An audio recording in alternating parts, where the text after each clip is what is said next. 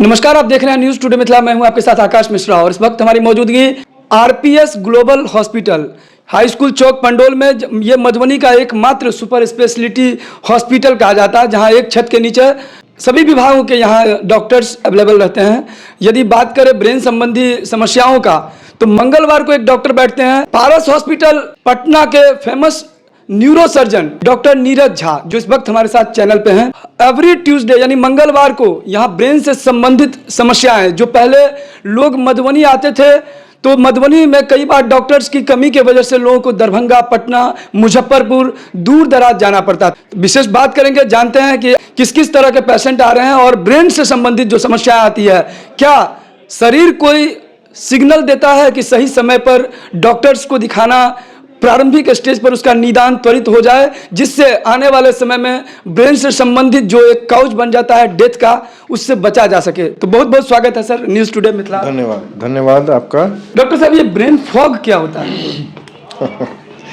ये देखिए, आजकल कहेंगे कि एक टर्म आ गया है। हमारा दिमाग जो है वो इस ब्रह्मांड की बनाई हुई सबसे उन्नत मशीन है, तो वो कोई अतिशयोक्ति नहीं होगी। हमारा दिमाग इतना काबिल होता है कि वो पूरे जीवन काल में अगर हम काम करेंगे, और सबसे जो ब्रिलियंट दिमाग होता है वो भी अपने दिमाग का मात्र 10 से 15% इस्तेमाल करते हैं। 85% से 90% जो है दिमाग का इस्तेमाल ही नहीं होता है। तो दिमाग जो है वो एक बहुत ही उन्नत मशीन है, बहुत ही नायाब जो है ना, ईश्वर की बहुत ही नायाब रचना है। लेकिन जैसे सब कुछ थकता है, जैसे हमारा शरीर थकता है, तो जब दिमाग थकता है किसी भी कारण से, कॉमन कारण होता है, वो होता है नींद का अभाव।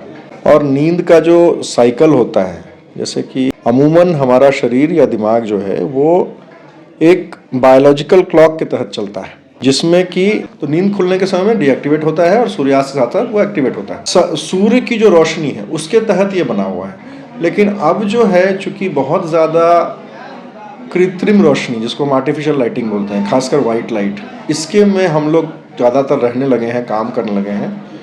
और उसके अलावा सोने का और उठने का समय बहुत अंतर हो गया है, इसलिए ये इसका असर दिमाग पे पड़ता है। तनाव, किसी प्रकार का भी तनाव, जैसे मानसिक तनाव या शारीरिक तनाव, उसका असर पड़ता है।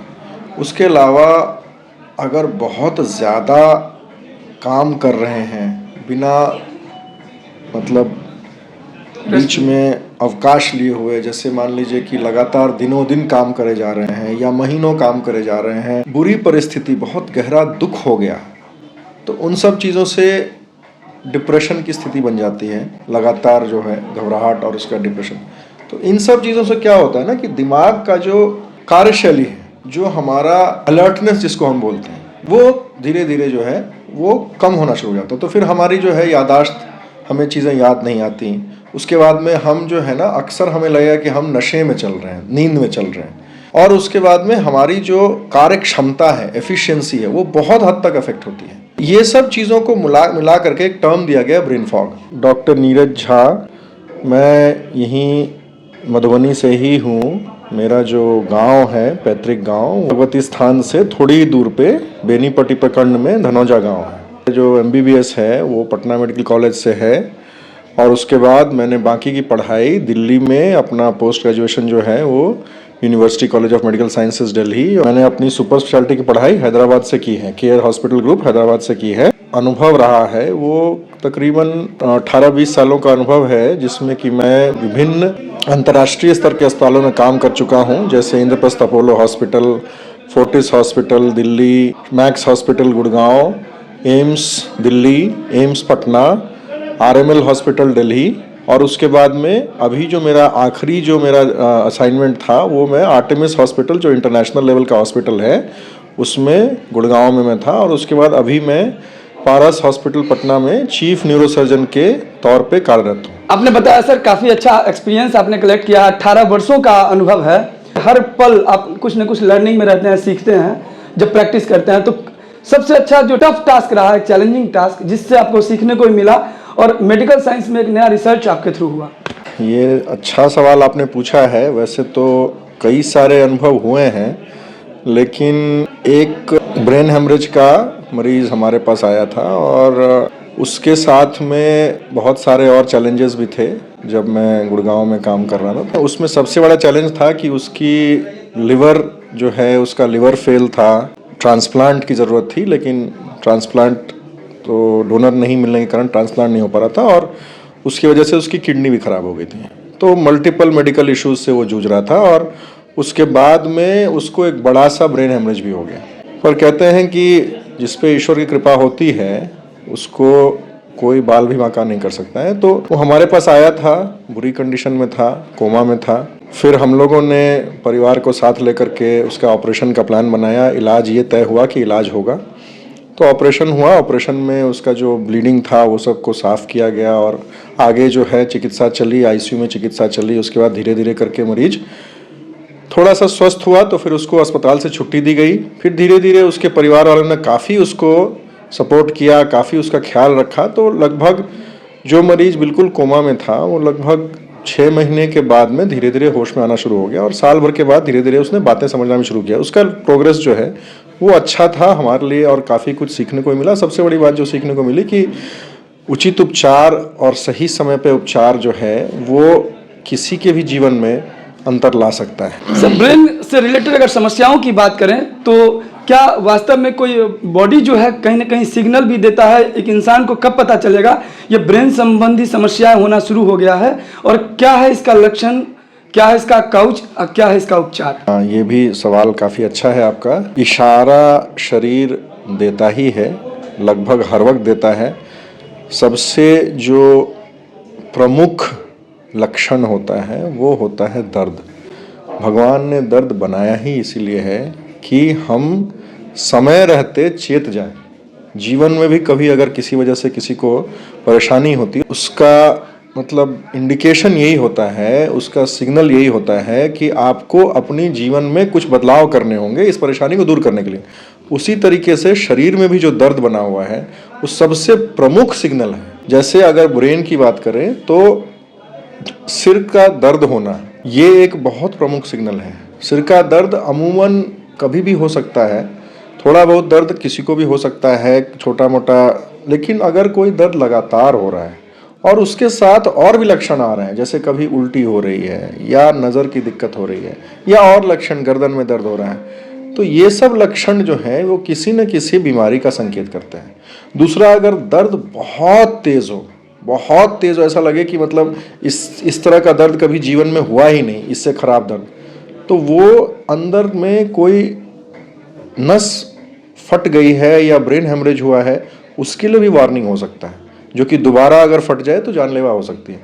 तो एक तो दर्द है, उसके अलावा जैसे शरीर के अंगों का काम सही से नहीं करना, जैसे हाथ पैरों में कहीं सुन्नपन आ जाना या फिर हाथ के किसी अंग में अचानक से काम करना बंद कर देना या फिर दौरे, मिर्गी के दौरे आते हैं, तो ये सब लक्षण होते हैं जो कि अंदरूनी बीमारियों का संकेत। जैसे अगर किसी को मिर्गी का दौरा पड़ रहा है तो चांस है कि उसको या तो ब्रेन में ट्यूमर हो सकता है या ब्रेन में हेमरेज हो सकता है।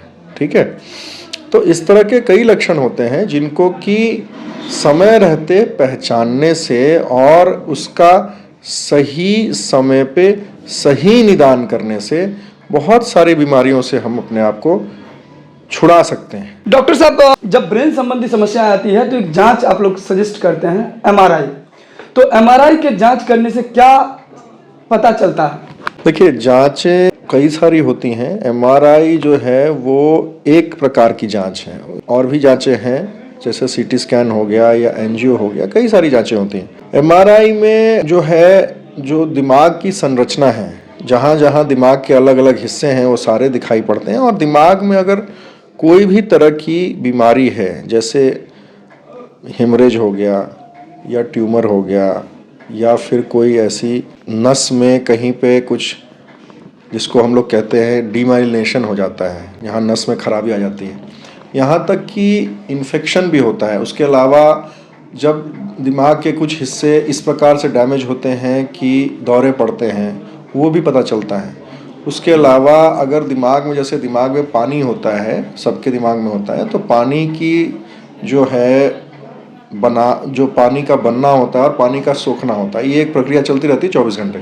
अगर उसमें भी कहीं रुकावट, जिसको हम लोग हाइड्रोकेफलस बोलते हैं, वैसा भी अगर कुछ होता है तो वो सारी चीज़ें हमें MRI बताता है। इसके अलावा उम्र के साथ साथ जो बदलाव होते हैं, जिसको हम लोग एज रिलेटेड डिजेनरेटिव चेंजेस बोलते हैं, वो भी हमें MRI बताता है। MRI ब्रेन का भी होता है और बाकी जो तंत्रिका तंत्र होता है, जैसे हमारा सर्वाइकल स्पाइन है या पूरा रीढ़ है, स्पाइन है, उसका भी होता है। तो कई तरह के उसमें कई और भी प्रॉब्लम, जैसे डिस्क की प्रॉब्लम बताता है, हड्डियों में अगर कहीं पे घिसना शुरू हो गया है, रीढ़ की हड्डियों में घिसना शुरू हो गया, सब MRI हमें बताता है।